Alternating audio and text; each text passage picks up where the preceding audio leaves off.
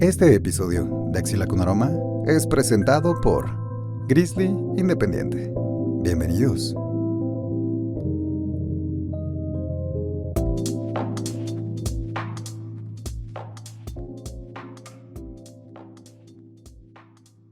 Así es, queridísima podescucha, bienvenidos a una emisión más, a tu segundo episodio de la segunda temporada de Axila con Aroma en estos viajes tan esperados a otras latitudes, otras altitudes. Estamos siendo patrocinados pues por nuestro Grizzly Independiente, que no nos ha dejado en la calle, ¿verdad? Básicamente.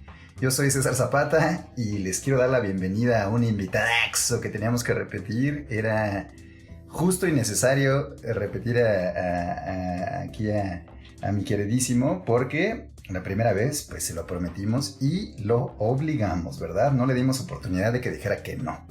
Entonces, vuelvo a presentarte, invitado, por favor.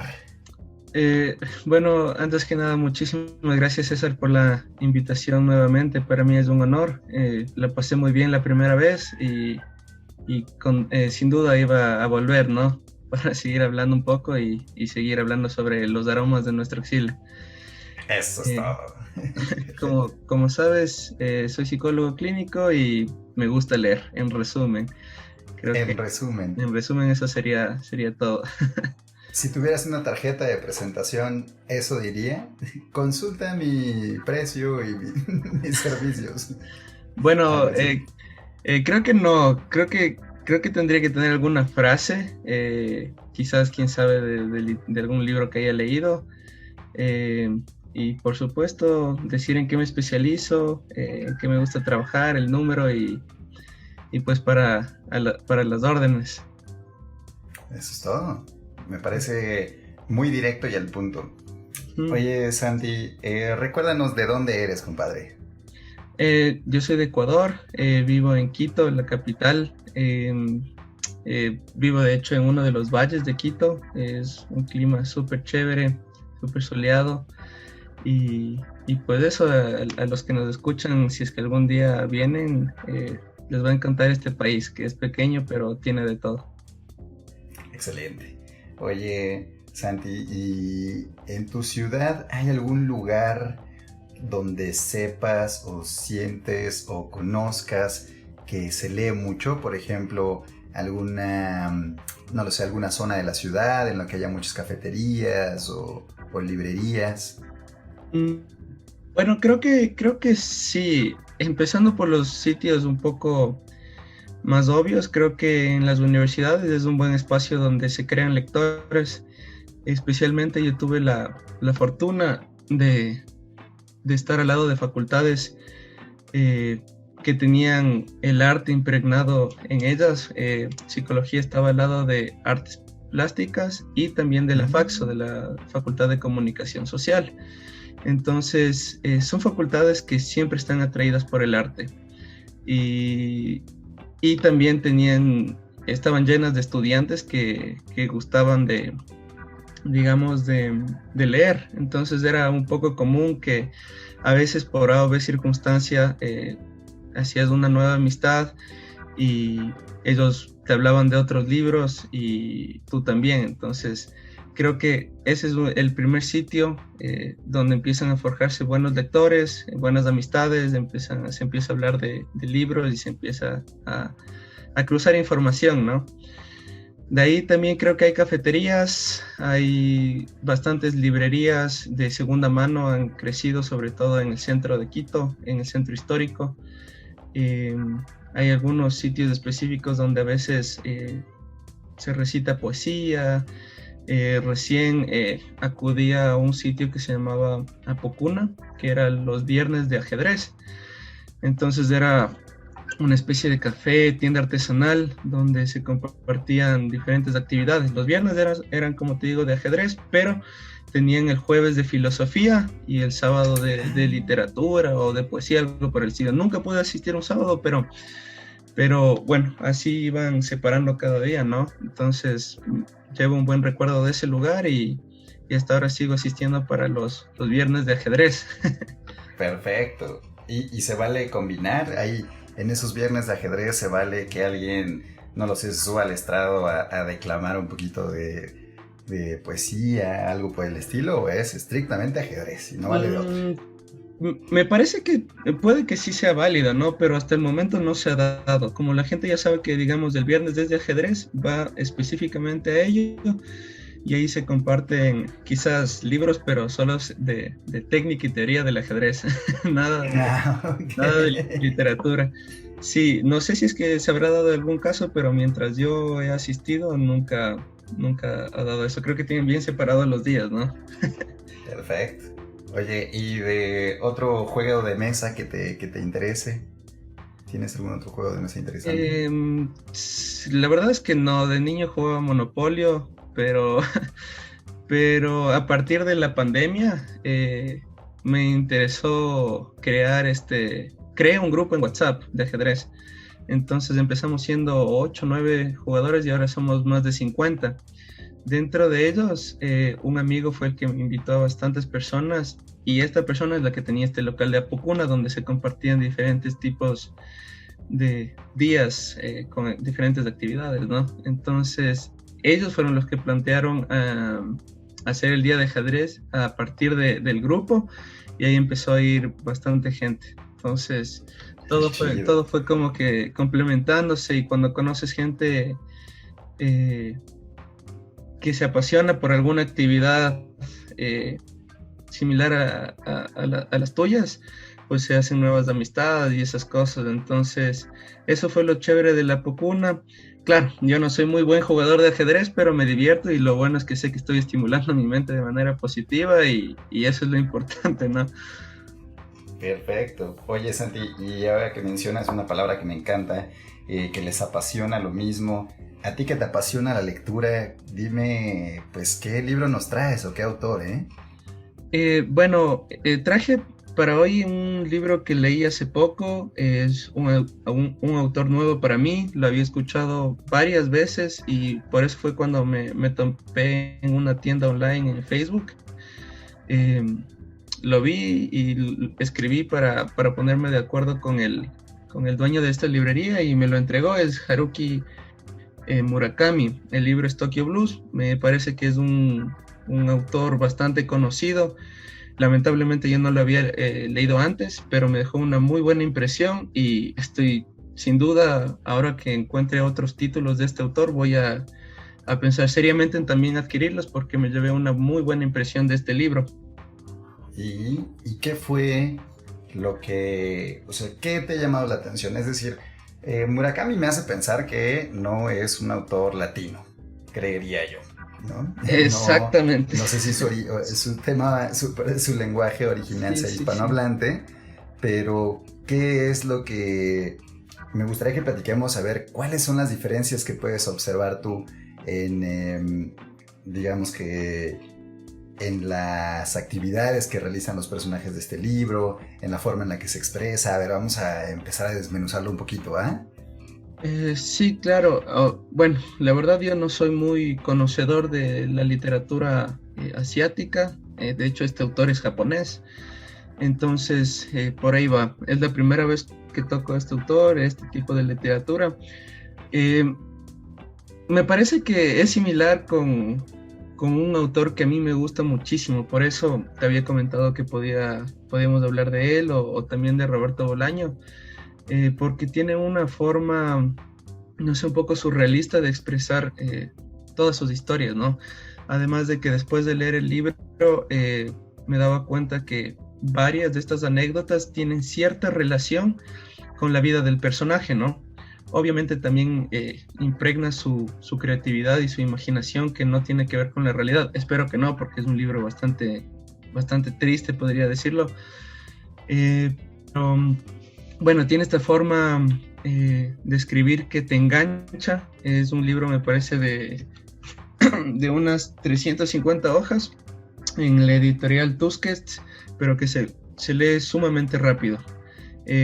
Como te digo, es un libro que te engancha, y las páginas siguen fluyendo y tú no te das cuenta, y ya te leíste 40, 50 en un día, y en un corto tiempo, ¿no? Porque te adentras en la historia.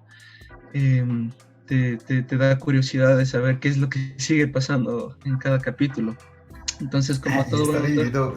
¿Tienes de casualidad presente cuántos capítulos conforman este libro? Sí, claro, estoy con el libro justo aquí, al lado mío, entonces déjame revisar. Me parece que son alrededor de 15 o 16 capítulos.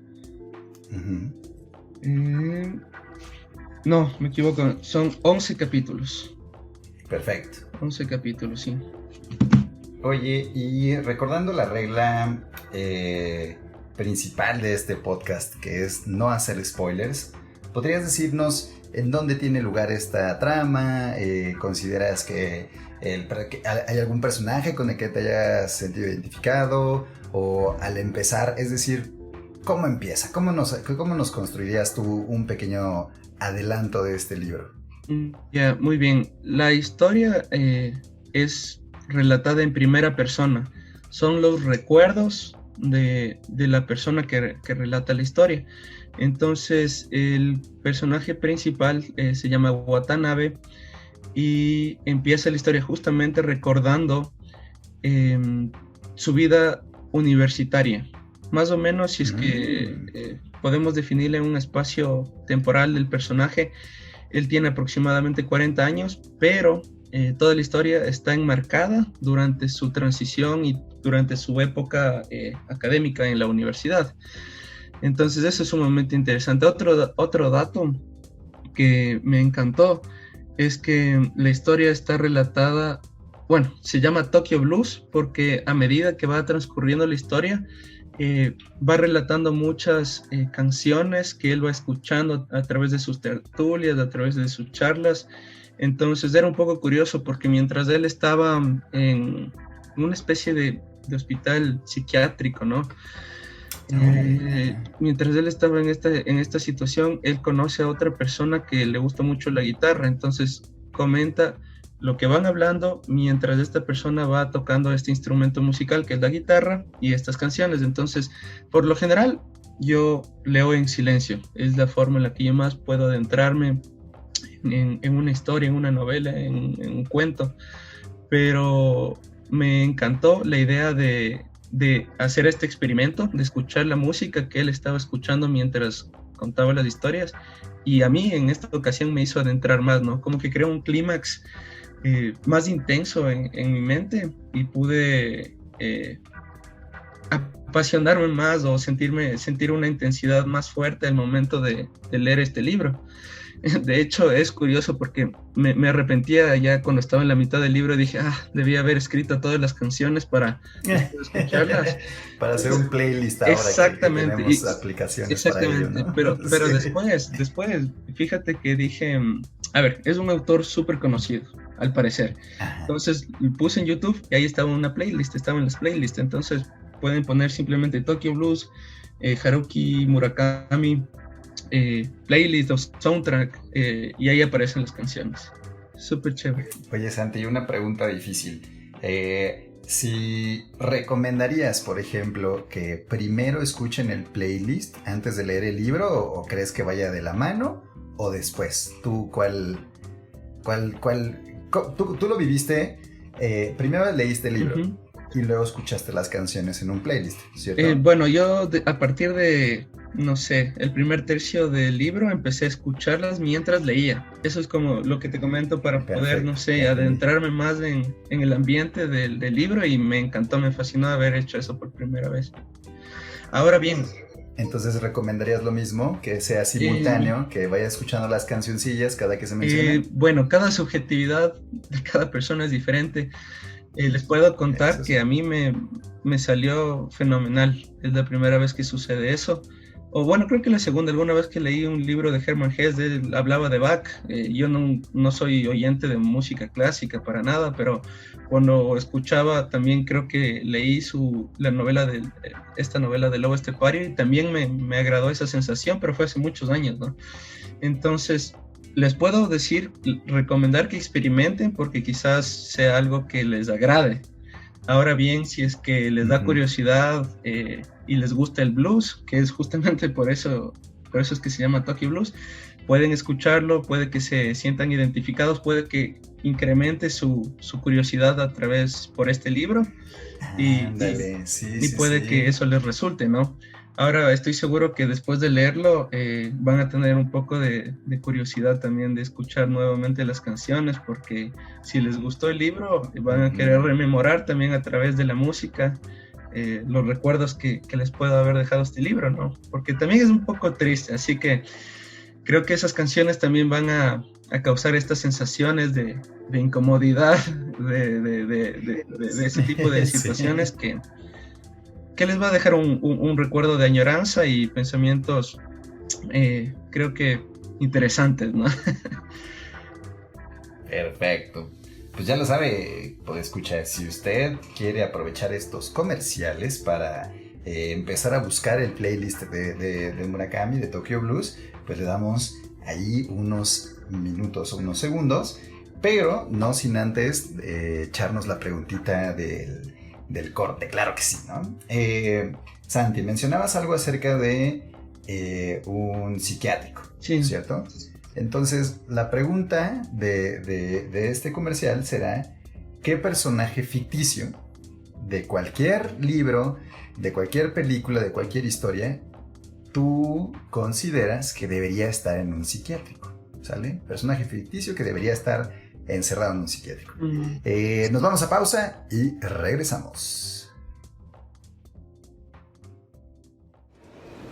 No, suéltame, suéltame, hijo de la chingada. Vayas a inyectar esa A ver, se me calma. No, la vacuna va para todos. Eso no es una vacuna, eso es un chip. ¿Ok? Me van a terminar leyendo la mente y voy a hacer TikToks. ¿Te haces para allá o te hago para acá? No, Si se me mueve, le voy a picar el... Axila con Aroma, un podcast vacunado de groserías. Continuamos. Estás escuchando Axila con Aroma, transmitiendo desde la internet.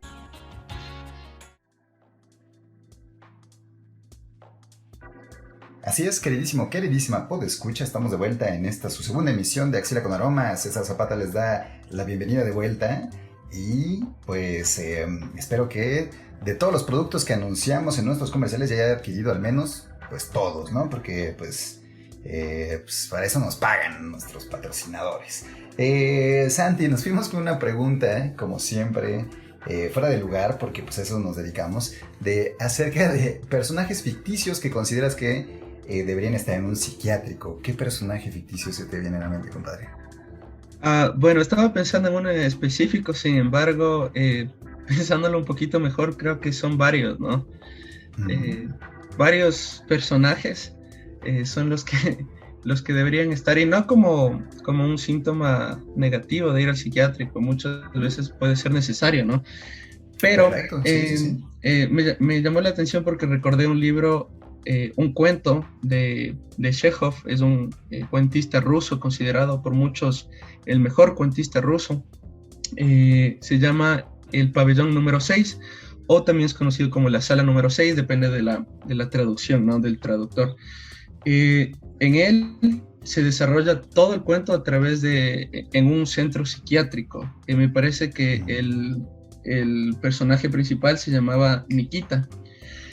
Sin embargo, me parecía que tenía síntomas de esquizofrenia, si no mal recuerdo. Pero ahora que también lo recuerdo, hablando sobre literatura rusa, en Crimen y Castigo, Raskolnikov, el simple hecho de haber asesinado a una usurera por dinero, y después de haber tenido todos estos pensamientos de culpabilidad en su mente, a pesar de ser una persona muy inteligente, estudiante de medicina y un montón de cosas más, la culpa termina carcomiendo su mente y termina entregándose a él mismo. Entonces creo que podríamos hablar también de ese personaje como que quizás podría haber ido al centro psiquiátrico, o inclusive ahorita viendo un libro de aquí de los vecinos colombianos de Gabriel García Márquez, del amor en los tiempos del cólera, el personaje principal me parece que era Firmino, algo por el estilo. Estar enamorado, obsesionado con una mujer durante más de 40 años, creo que también se sale de los parámetros de normalidad, y podríamos decir que en general hay muchos personajes que se salen dentro de estos parámetros de normalidad que hemos establecido como sociedad. y que quizás podrían ir hacia algún centro de salud mental porque les está causando algún tipo de afección grave en su vida diaria, ¿no? Entonces podríamos hablar de muchísimos personajes desde diferentes este contextos. Ejemplo del amor en los tiempos de cólera me parece espeluznantemente bueno, porque creo que en nuestra sociedad, al menos latinoamericana, tenemos muy normalizado esta pasión y este desenfreno romántico de la atracción por el otro, pero ya no es, como tú dices, ya no podría resultar en actitudes no tan saludables, ¿no? Y eso es algo que damos por hecho, y lo vemos en telenovelas, creo. Pero qué bueno que lo sacas a flote. Oye, ¿y sientes que en Tokyo Blues alguno de los personajes tenga también alguna alguna necesidad específica, como visitar al psiquiatra por alguna razón? Como te comentaba, sin querer hacer ningún tipo de spoiler, es un libro que habla bastante sobre la temática del suicidio. Entonces podemos ligar al suicidio con la salud mental y a la salud mental también con estos espacios, ¿no?, psiquiátricos. Ahora que me haces tomar en cuenta, hay muchos autores en donde sus personajes de alguna manera están teniendo algún tipo de sufrimiento. A través de ese sufrimiento van desarrollando la psique de los personajes. Si no, podemos ver a grandes autores, ¿no?, como Edgar Allan Poe. Yo consideraría que muchos de los personajes podríamos hablar que deberían ir a un centro psiquiátrico. Claro, todo en la medida en el que estas afecciones mentales les causen algún tipo de daño, y sería para su bienestar, ¿no? No viendo como algo negativo. Sí. Sí, no, tienes toda la razón. La verdad es que cuando yo te hice esta pregunta, me saltó porque tengo aquí a la mano una revista mexicana que se llama Algarabía, y tiene en su portada al personaje de Joker, del Guasón, en estas ficciones de cómic. Y bueno, pues creo que es obvio que este individuo padece ciertas dificultades, ¿no? Pero hay otros padecimientos que no son tan obvios, ¿no? Y eso, y como lo mencionamos en Gabriel García Márquez, me lleva a pensar y ahora que dijiste también lo del suicidio, ¿tienes de pura casualidad algo de conocimiento acerca de Fausto, de Goethe? De Werther, sí, claro. Uh-huh. Es uno de los libros que empecé leyendo en mis primeros semestres de la facultad. Me llamaba mucho la atención porque cuando yo leía sobre Fausto, había recibido alguna cátedra, me parece que era de epistemología, y en alguna clase hablábamos sobre lo que es el amor, ¿no? ¿Cuál es la concepción del amor? Y se decía que el amor romántico no es el que nosotros pensamos de dar flores, de dar cartas, de dar chocolates, ese tipo de cosas, sino el amor romántico desde una parte artística y literaria hace referencia al amor que tú no puedes conseguir, a un amor imposible. Es por eso que, digamos, Werther está enamorado de una persona que ya está muerta. Entonces, por lo tanto, es un amor imposible. Lo mismo que Romeo y Julieta. Como su amor era imposible por sus diferentes condiciones sociales, tuvieron que suicidarse, y ese es el verdadero amor romántico, el que no se puede conseguir. Por lo tanto, me llamaba mucho la atención ese concepto diferente que salía de los parámetros normales de lo que yo tenía pensado que es el amor, ¿no? Y que eso se puede imprimir en estas situaciones, en novelas, en cuentos, a través de esta manera tan bonita, tan linda que es la literatura. Me parecía magnífico. Entonces, sí, creo que, ¿sabes qué? No es tanto con lo de Fausto, sino con los sufrimientos del joven Werther. Me parece que es del mismo autor, no es Fausto. Fausto me parece que él hace, en cambio, algún tipo de apuesta con el diablo para poder ser joven nuevamente y tienes toda la razón. Sí. Estoy confundiendo ¿cómo se llama? Los libros. Es El sufrimiento del joven Werther, sí, justo como lo dices, y es de Goethe, pero justo los confundí por el autor. Y los dos son escritos por él, claro, sí. Los dos son escritos por él mismo, sí. Exactamente. Entonces, para los que estaban escuchando, Que quede claro, Fausto es como, digamos, una relación de un joven que gastó toda su vida hasta la vejez, a la ciencia, a todas las cosas, y él al final piensa que no vivió su vida como debió haberla vivido, y por eso hace un pacto con Mefistófeles, que vendría a ser el diablo, para poder ser joven nuevamente y tener una vida llena de libertinaje, ¿no? En cambio, Werther es lo que les comentaba un poco sobre la concepción del amor y esa nueva concepción sobre el amor romántico, ¿no? Que rompe un poco los parámetros y decir, wow, es interesante ver también esas cosas, ¿no? Pero, ¿Cierto? Sí, de hecho el escritor Goethe había manifestado que si él no escribía ese libro, él se hubiera suicidado. Y es un poco triste porque en la época en la que fue escrita ese libro, aumentaron los índices de suicidio. Entonces, imagínate lo que puede influir también la literatura y La literatura, exactamente. Oye, Santi, y entonces, regresando otra vez, porque estos paréntesis siempre me desvío, incluso si tengo aquí mis 70 páginas de guión, ¿qué emociones provocó en ti? Va una pregunta complicada, a ver si se logra, ¿no? Sí. ¿Cómo te sentías al inicio de este libro de Tokyo Blues? ¿Cómo te sentías a la mitad? ¿Y cómo te sentías al final? Ya, al principio un poco escéptico. Tú sabes lo que siempre dicen de los libros que son bestseller, de que todo el mundo lo lee y que quizás no es tan bueno, etc.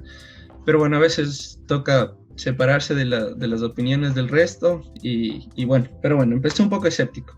A medida que transcurrían las hojas, seguían pasando, me quedé muy enamorado de la forma de escribir de Murakami y terminé con una sensación de vacío. No recomiendo leer a personas que estén transitando un momento duro en su vida por cualquier circunstancia, que estén atravesando un duelo o que tengan algún tipo de relación con alguna experiencia negativa sobre el suicidio, o que simplemente estén, digamos, un poco tristes, porque como les manifesté anteriormente, este en sí es un libro que conlleva muchas cosas y situaciones un poco tristes. Entonces, lo que yo les recomendaría es que tengan que estar preparados un poco mentalmente fuertes y que estén dispuestos a aprender inclusive de historias que puedan ser un poquito diferentes a las nuestras, ¿no? ¿Y crees que exista un área de aprendizaje y de disfrute bueno, son dos diferentes, pero de aprendizaje y o de disfrute en las historias tristes? ¿Tú consideras eso? Sí, sin duda. No sé, cómo dice Dostoyevsky, la valía de un hombre se mide por la capacidad de sufrimiento que es capaz de resistir. Entonces yo pienso que el sufrimiento siempre puede convertirse en aprendizaje. Si es que nosotros leemos las historias negativas, un poco bajonas de otras personas, nosotros también podemos conllevar un aprendizaje. Siempre a través de la lupa con que se lea, ¿no? No puedes tú también estar triste y querer buscar cosas tristes y revolcarte en tu sufrimiento. O sea, el sufrimiento no es para revolcarse, sino para superarlo. Entonces, pienso que sí puede haber un aprendizaje, sin duda puede haber un aprendizaje de todo libro, pero como te digo, siempre dependerá también de la subjetividad del lector. Por eso es que Murakami, también leyendo después de leer el libro, empecé a leer un poco sobre su biografía y todas las cosas.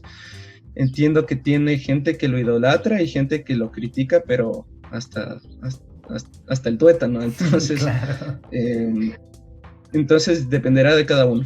Lo que sí, a mí me agradó y lo recomiendo y es altamente recomendable para mí. Perfectísimo.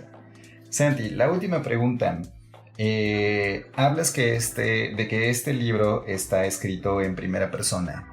En tu experiencia, ¿qué disfrutas más? O más bien, ¿qué tienes presente en cuanto a este tipo de manejo de historia? ¿Que hay más libros que has disfrutado en tercera persona o hay más libros que has disfrutado en primera persona? Buena pregunta. Creo que, bueno, hay obras y obras, ¿no? Pienso que habrá sus pros y sus contras, Pero la ventaja de que un autor escribe en primera persona es de que es como cuando tú lees como si tú fueras el personaje. Entonces hay una mayor facilidad de adentrarte en la historia y sentirte parte de, y como si estuvieras viviendo, ¿no? Como si estuvieras en ese mundo que ha creado el autor. Entonces pensaría que hay sus ventajas y sus contras. Actualmente supongo que lo disfruto más en primera persona porque me ayuda y me facilita la lectura. Perfectísimo. Buenísimo, mi Santi. Pues ya lo sabe, querida podescucha, échale un vistazo a Tokyo Blues de Murakami. También en el futuro supongo que podríamos hablar de otros libros también de Murakami, a ver cuáles serían las principales diferencias y qué se ha disfrutado. Ya sabe que nos puede visitar en nuestras redes sociales, agradeciendo siempre a nuestros patrocinadores, a Grizzly Independiente, a todos aquellos que nos han ayudado a hacer estas grafiquitas, estas musiquitas, Arturo, Mali, Manu, Lala, todos ellos que están tan inmiscuidos en esta belleza de programa, en donde pues nos vamos ahora con una pestosidad a Murakami, un poquito de Asia, ¿no? Esta fue su segunda emisión, queridísimo podescucha, pero nos vemos en la próxima. Muchas gracias, Santi. Muchísimas gracias a ti, César, por haberme invitado de nuevo y siempre es un gusto estar contigo. Hasta la próxima. César Zapata, out.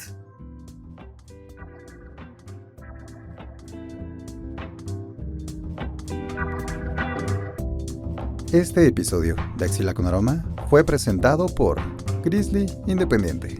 Hasta la próxima.